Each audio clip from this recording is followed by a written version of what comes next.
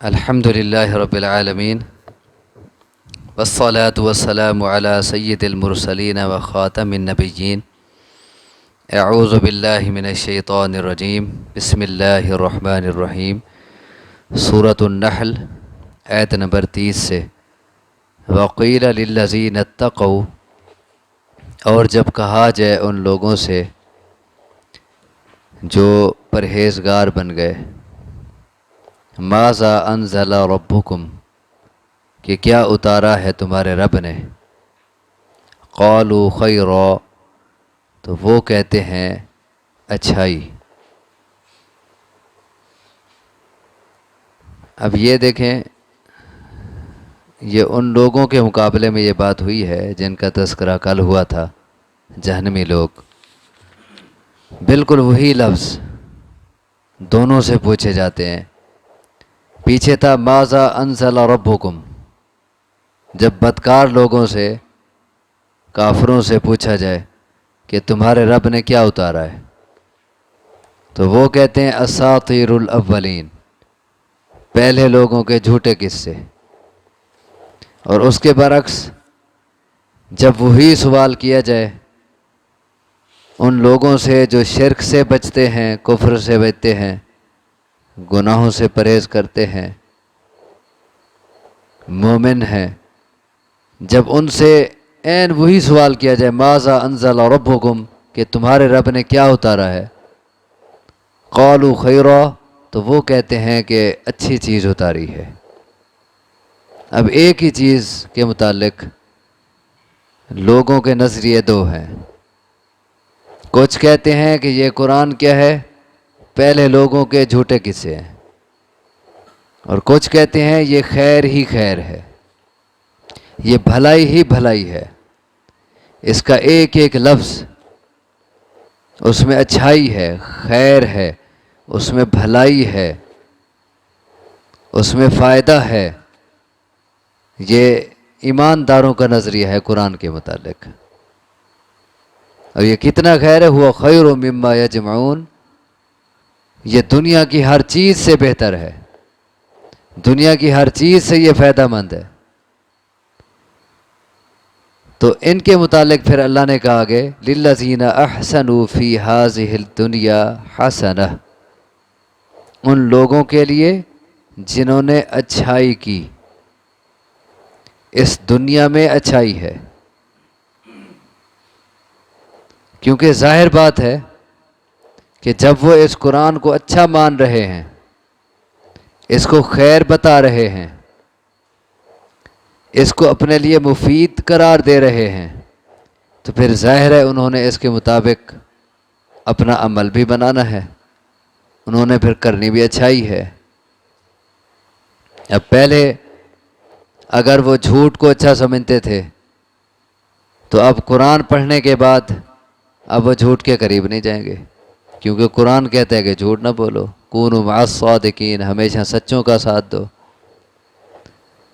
اگر قرآن پڑھنے سے پہلے ان میں شرک تھا، بدعات تھیں، ان میں فحاشی تھی، عریانی تھی، ان میں فضول خرچیاں تھیں، ان میں اللہ کی نافرمانیاں تھیں، تو اب چونکہ قرآن کے ایک ایک لفظ کو وہ خیر سمجھتے ہیں، لہٰذا اب قرآن پڑھنے کے بعد جو جو ان کو معلوم ہوتا جائے گا اس کے مطابق وہ عمل کرتے جائیں گے، اور ان میں جو جو خرابیاں تھیں وہ نکلتی جائیں گی قرآن پڑھنے کے بعد.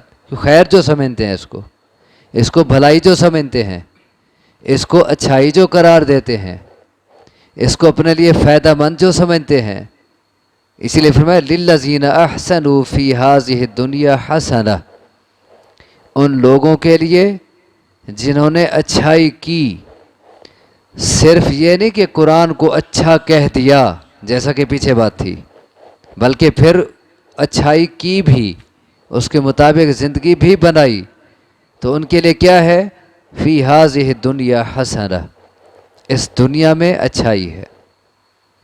اب ہم مانگتے ہیں نا اللہ سے ربنا آتنا فی الدنیا حسنہ وفی الآخرۃ حسنہ، اللہ ہمیں دنیا میں اچھائی عطا کر اور آخرت میں بھی اچھائی عطا کر.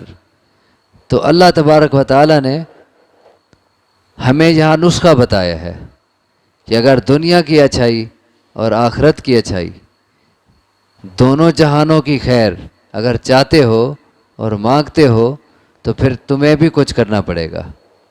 وہ کیا کرنا پڑے گا؟ للذین احسنوا، نیکی کرنی پڑے گی، اچھا بننا پڑے گا، اللہ کی فرما برداری میں آنا پڑے گا ان لوگوں کے لیے جنہوں نے اچھائی کی۔ فی ہذہ الدنیا حسنہ، اس دنیا میں اچھائی ہے۔ لنحیینہ حیاتا طیبہ، جسے اور جگہ اللہ نے کہا ہے کہ جو لوگ اچھے عمل کرتے ہیں ہم انہیں پاکیزہ زندگی عطا کر دیتے ہیں۔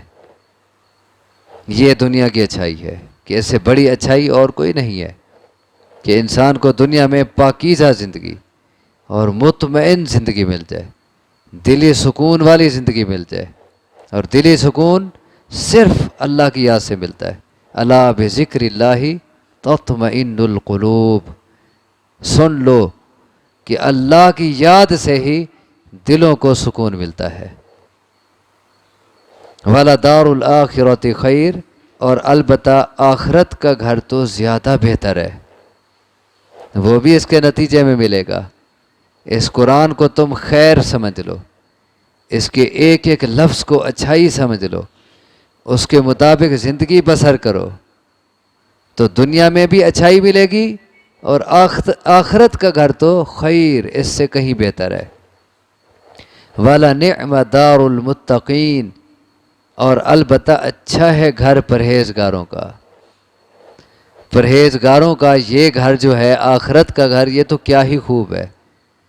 دیکھیں دنیا میں جب ہم کسی بڑی کوٹھی کے پاس سے گزرتے ہیں تو چاہے اندر سے جا کے نہ بھی دیکھیں، باہر سے دیکھ کے ہم کہتے ہیں کتنا خوبصورت کوٹھی ہے، کتنا خوبصورت محل ہے۔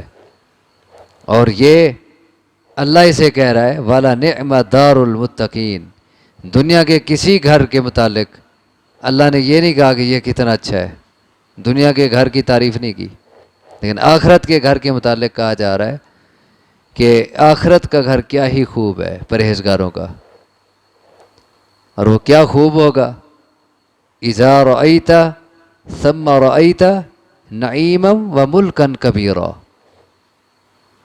کہ جب آپ وہاں دیکھیں گے تو آپ کو نعمتیں ہی نعمتیں نظر آئیں گی، اور بہت بڑی بادشاہت کا منظر ہوگا، بہت بڑی بادشاہت کا۔ اب دنیا میں کسی کی کوٹھی کتنا بڑی اور کتنا اونچی اور کتنا اعلیٰ کیوں نہ ہو، لیکن بادشاہوں جیسے محل تو نہیں ہو سکتے،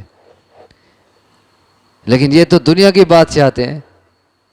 لیکن آخرت میں اللہ تبارک و تعالیٰ کہتے ہیں کہ جب آپ وہاں دیکھیں گے تو آپ کو نعمتیں ہی نعمتیں نظر آئیں گی، اور بہت بڑی بادشاہت کا منظر نظر آئے گا۔ اسی کے متعلق وَلَنِعْمَ دَارُ الْمُتَّقِينَ، اور البتہ اچھا ہے گھر پرہیزگاروں کا۔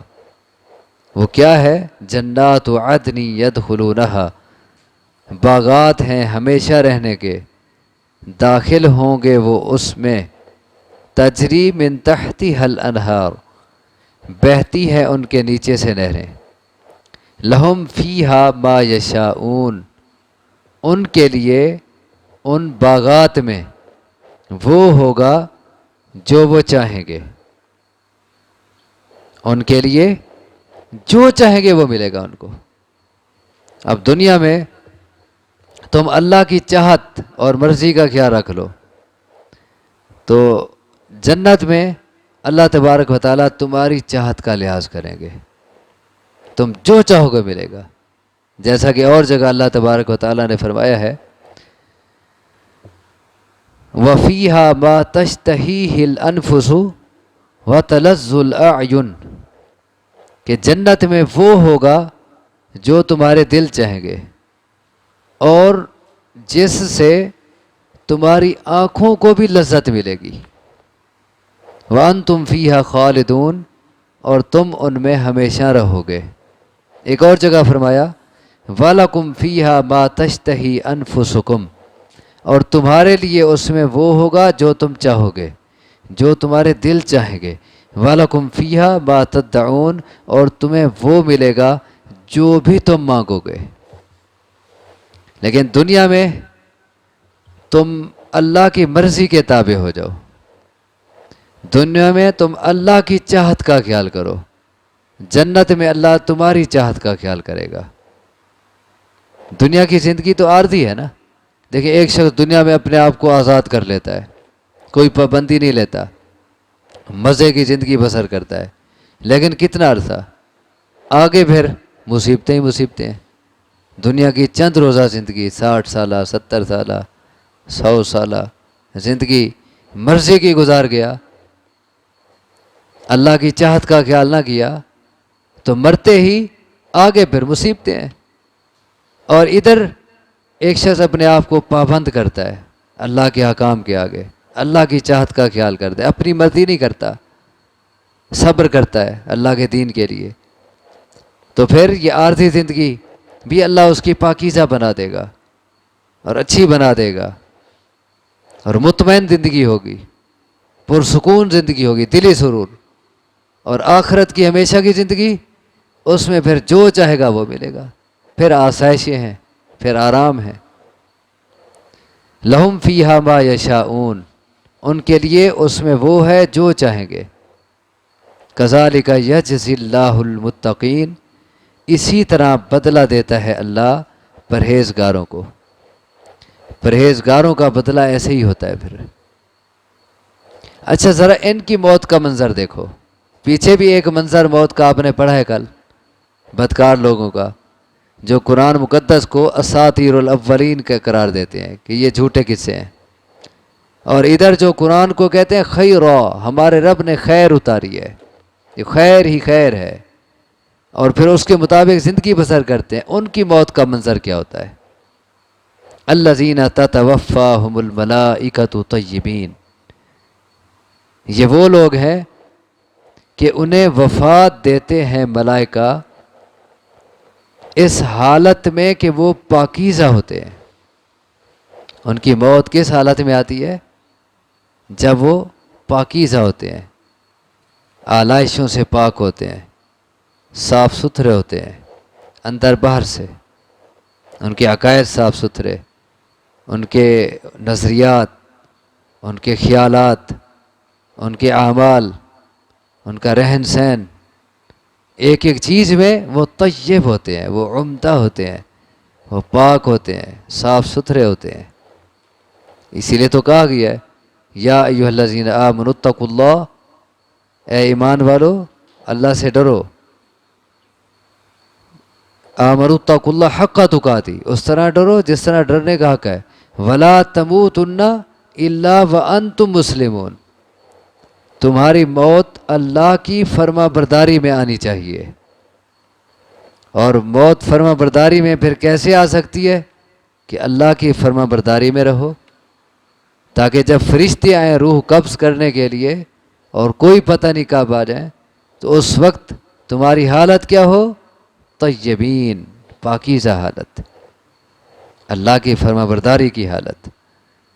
وہ لوگ کہ انہیں وفات دیتے ہیں ملائکہ طیبین, اس حالت میں کہ وہ پاکیزہ ہوتے ہیں. یقولون, فرشتے کہتے ہیں موت کے وقت, سلام علیکم, تم پر سلام ہو. کیا ہی پرسکون منظر ہے, کیا ہی اعلیٰ انداز ہے موت کا, کہ فرشتے روح قبض کرنے آئے ہیں اور پہلے آ کے وہ کہہ رہے ہیں السلام علیکم, تم پہ سلام ہو. اور اب کتنا وہ مانوس ہو جاتے ہوں گے. ایک طرف پیچھے کیا منظر تھا کہ فرشتے انہیں ڈرا رہے ہیں اور انہیں عذاب کی دھمکیاں دے رہے ہیں, اور اس وقت وہ مان رہے ہیں کہ اب ہم مانتے ہیں. اور جگہ آتے فرشتے ان کو پیٹتے بھی ہیں, ان کے چہروں پہ, ان کی پشتوں پہ ان کو مارتے ہیں, اور پھر روح گھستی ہے جسم میں, چھپتی ہے, اور پھر وہ کھینچتے ہیں زبردستی. لیکن ادھر فرشتے آ کے کہتے ہیں سلام علیکم, تم پر سلام ہو. اور پھر صرف اتنا نہیں, بلکہ مختلف دلائل سے جو باتیں معلوم ہوتی ہیں کہ اچھے آدمی کی روح قبض کرنے کے لیے جو فرشتے آتے ہیں وہ روشن چہرے والے خوبصورت ہوتے ہیں، اور وہ جنت کا کفن لے کے آتے ہیں، اور وہ جنت کی اعلیٰ قسم کی کستوری لے کے آتے ہیں، اور وہ اس روح کو نکالتے ہیں، اس کو معطر کرتے ہیں، اور پھر اس جنت کے کفن میں اس کو لپیٹتے ہیں، اور پھر اس سے ایسی خوشبو مہک رہی ہوتی ہے اور پھوٹ رہی ہوتی ہے کہ دنیا کی اعلیٰ سے اعلیٰ خوشبو اس کا مقابلہ نہیں کر سکتی۔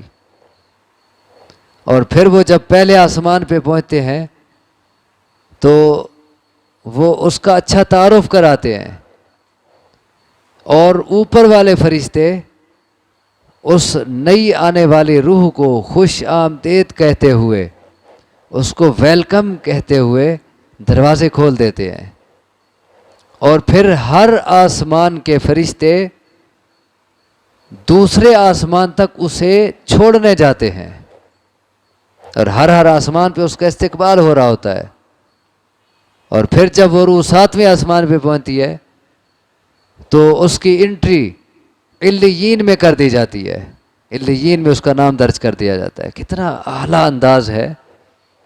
فرمایا وہ لوگ کہ انہیں وفات دیتے ہیں ملائکہ اس حالت میں کہ وہ پاکیزہ ہوتے ہیں۔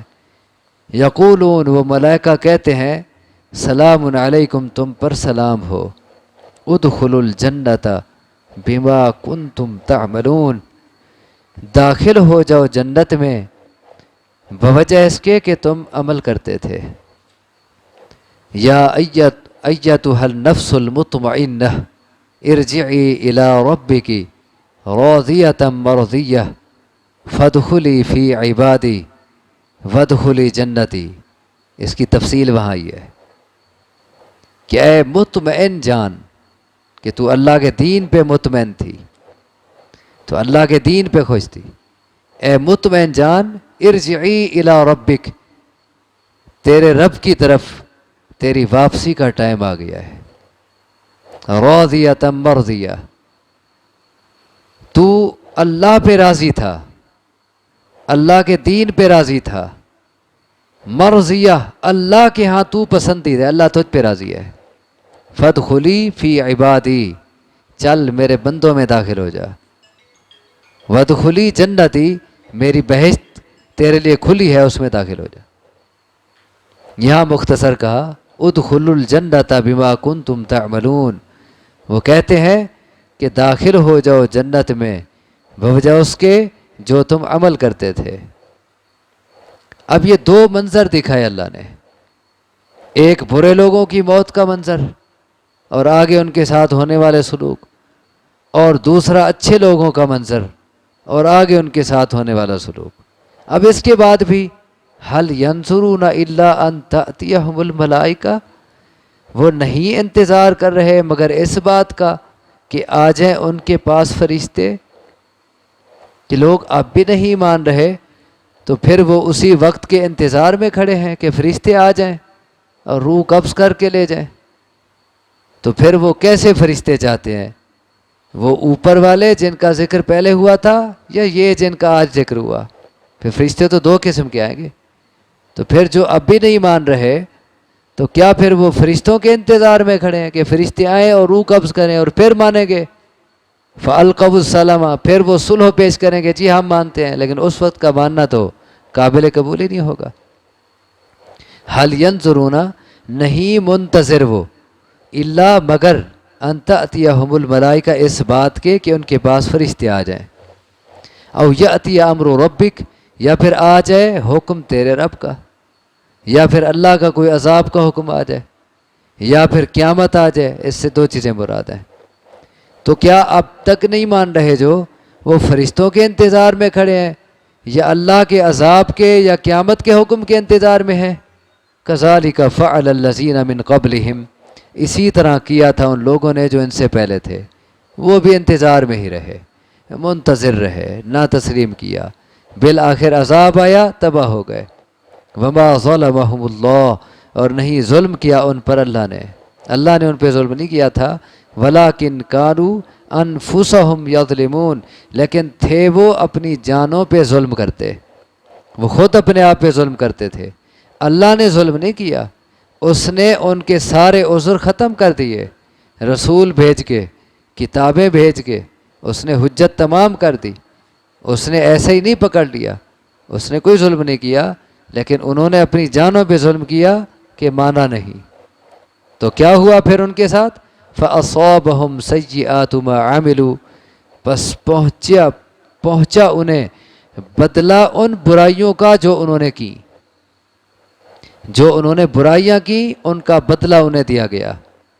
وَحَاقَ بِهِم مَّا كَانُوا بِهِ يَسْتَهْزِئُونَ، اور اترا ان پر وہ عذاب کہ تھے وہ جس کا مذاق اڑاتے، وہ جس عذاب کا مذاق اڑاتے تھے، ہاں ہاں اگر تیری بات سچی ہے تو لے عذاب، پھر حاضر ہیں ہم۔ تو جس عذاب کا وہ مذاق اڑاتے تھے وہ عذاب ان پہ آ پہنچا، ایک معنی۔ یا دوسرا معنی یہ بھی ہو سکتا ہے وَحَاقَ بِهِم مَّا كَانُوا بِهِ يَسْتَهْزِئُونَ، اور اتری ان پر سزا اس چیز کی جس کا وہ مذاق اڑاتے تھے، جس چیز کا وہ مذاق اڑاتے تھے، جیسے اللہ کے پیغمبر کا مذاق اڑاتے، اللہ کی کتاب کا مذاق اڑاتے تھے اساطیر الاولین کہہ کے، اور اللہ کے دیگر احکام کا مذاق اڑاتے تھے، تو بالآخر ان پر اس کی سزا اتری اور وہ تباہ ہو گئے۔ تو کیا یہ لوگ بھی ان لوگوں کی طرح اسی بات کے منتظر ہیں کہ ان کے ساتھ بھی پھر ویسا ہی سلوک کیا جائے؟ اللہ تبارک و تعالیٰ سے دعا ہے مجھے آپ کو سمجھنے کی، عمل کی توفیق عطا فرمائے۔ اقول قولی ھذا واستغفر اللہ لی ولکم، وآخر دعوانا ان الحمد للہ رب العالمین۔